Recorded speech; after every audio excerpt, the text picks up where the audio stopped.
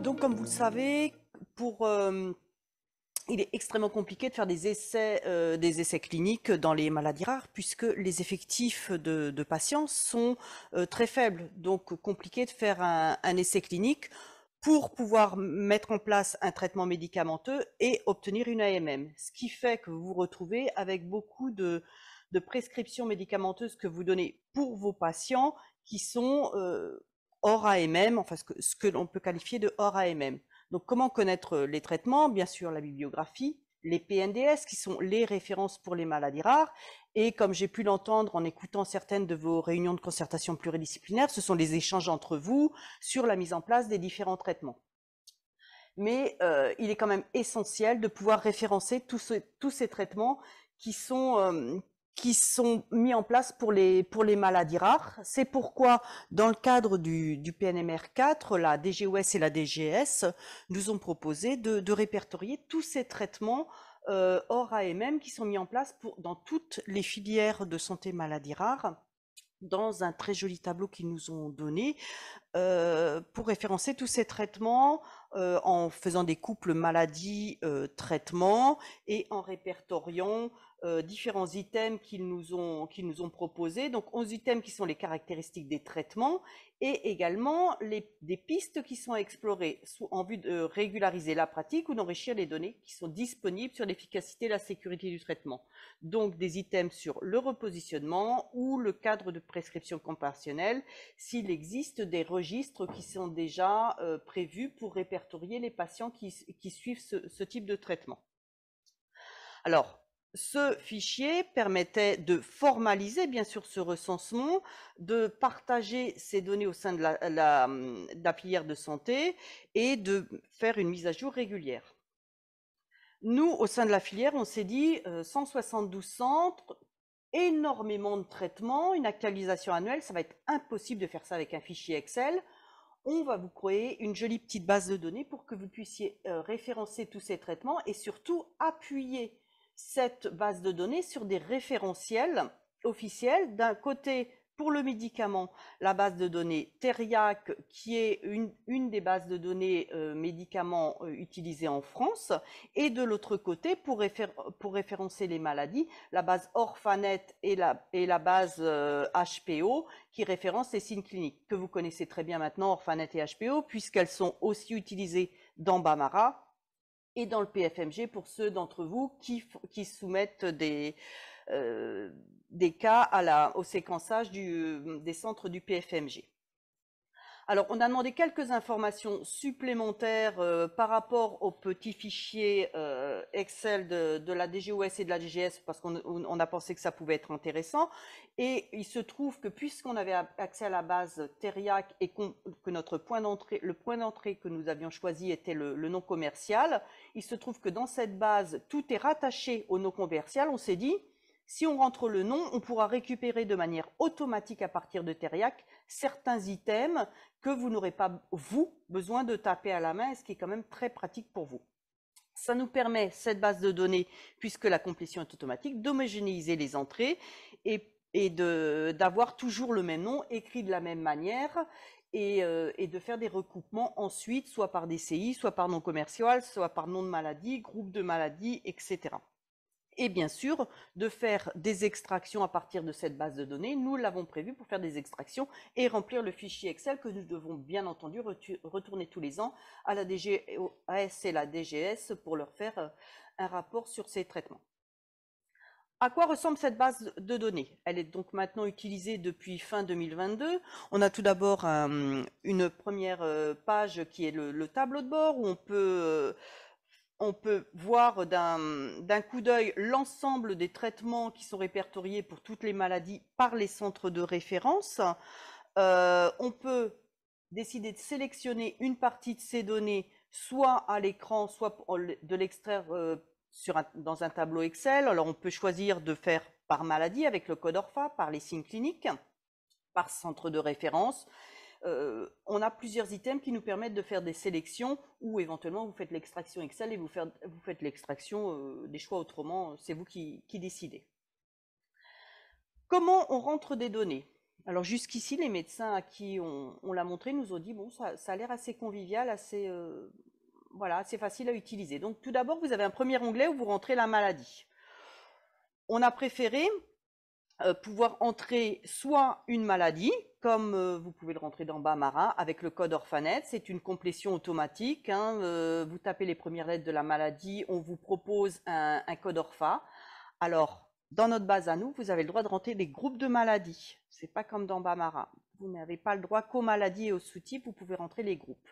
Donc vous pouvez rentrer une maladie, mais bien sûr, quelquefois, vous n'avez pas la maladie, puisqu'elle n'existe pas encore dans Orphanet, ou vous ne l'avez pas, oui, ou alors vous pouvez décider que c'est pour un signe clinique. Donc c'est pour cette raison qu'on a donné la possibilité de rentrer à partir de HPO.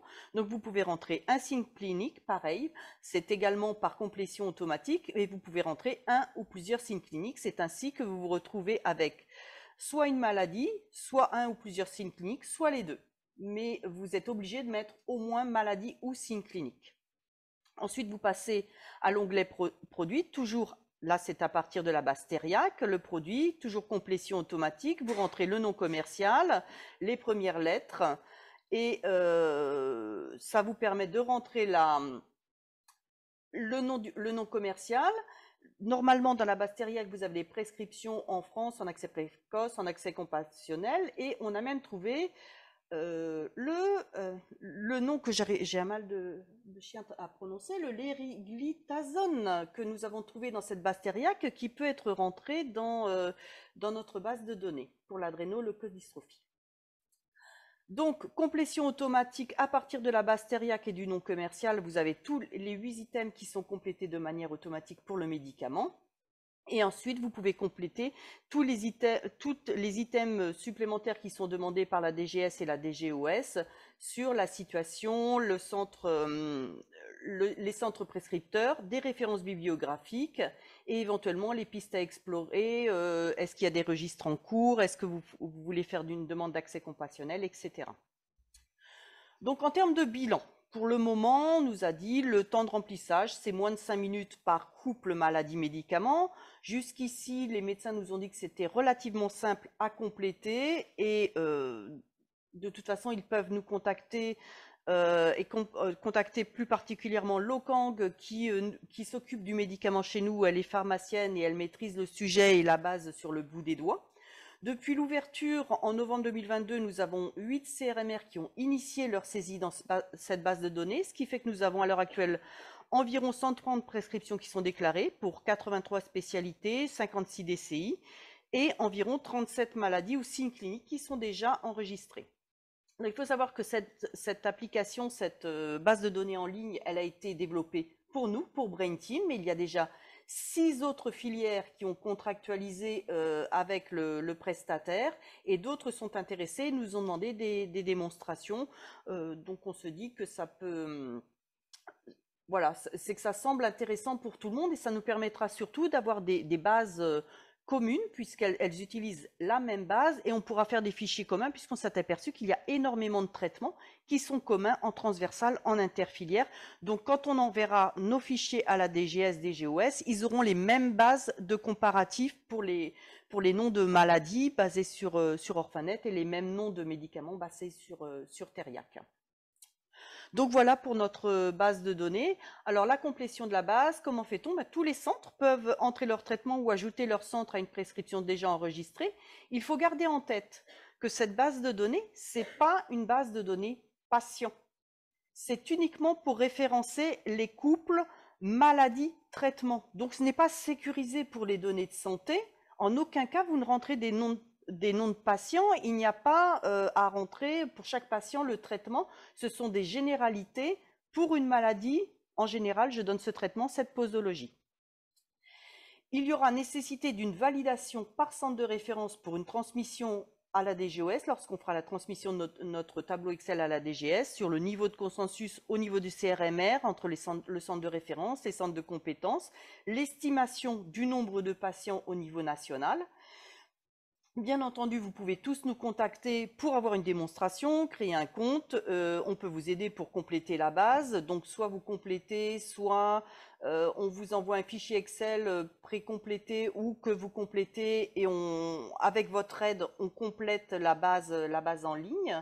Parce qu'on ne peut pas la compléter sans vous. Il nous faut des données médicales malgré tout pour compléter cette base. On ne peut pas tout compléter. Il y aura une actualisation qui pourra être faite au fil de l'eau. Donc, le temps le plus important est à l'initiation de la saisie. Après, pour l'actualisation, c'est vous qui verrez si vous avez des nouveaux traitements à enregistrer. Autrement, les traitements resteront enregistrés dans la base et à l'actualisation annuelle, on l'enverra à la DGS à l'identique.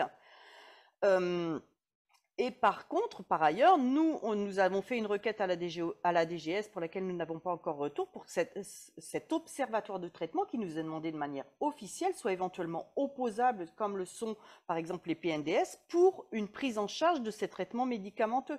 Donc j'espère qu'on va pouvoir échanger avec les différents intervenants qui sont là aujourd'hui pour voir ce qu'ils en pensent et si ceci pourrait être opposable, puisque comme vous le savez, nous avons cette grande difficulté d'enregistrer suffisamment de données patients, pour le coup, pour avoir un registre qui pourrait montrer l'efficacité des traitements dans le cas de maladies rares avec de très faibles effectifs.